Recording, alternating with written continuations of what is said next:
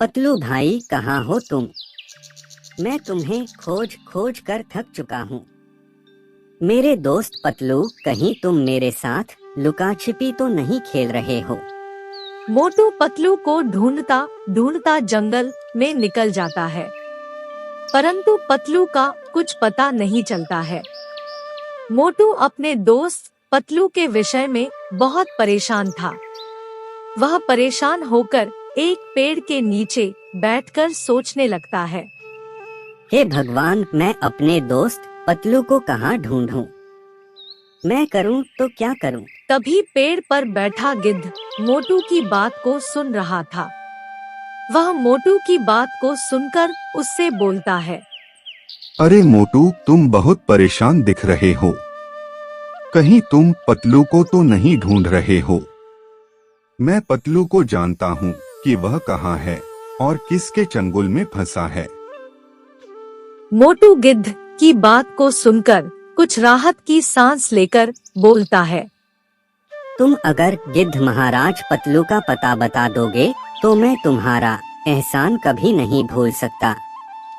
मोटू की बात को सुनकर गिद्ध बोलता है। मोटू, तुम्हें पता नहीं है इस जंगल और खूंखार चुड़ैल के बारे में।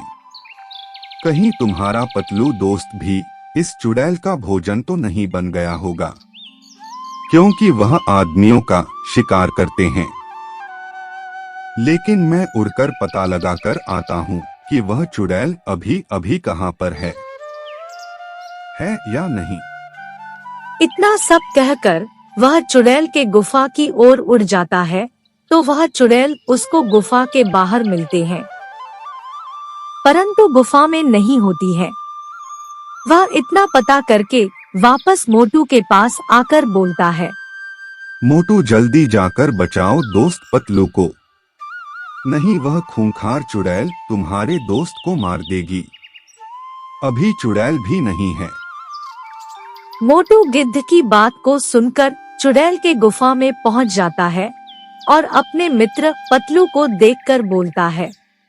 पतलू भाई, मैं आ गया हूँ तुम्हें उस चुड़ैल से बचाने के लिए।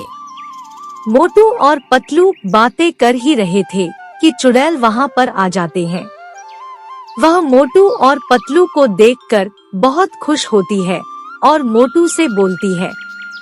मोटू, तुम यहाँ चलो, अच्छा हुआ कि तुम यहाँ भी आ गए।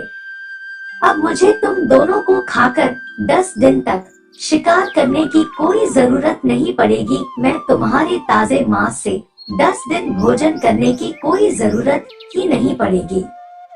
क्यों मोटू पतलू, सही कह रही हूँ ना मैं?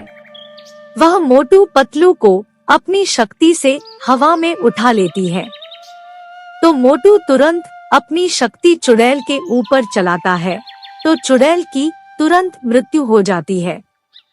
इस तरह मोटू अपने दोस्त पतलू की जान बचाने में सफल रहता है।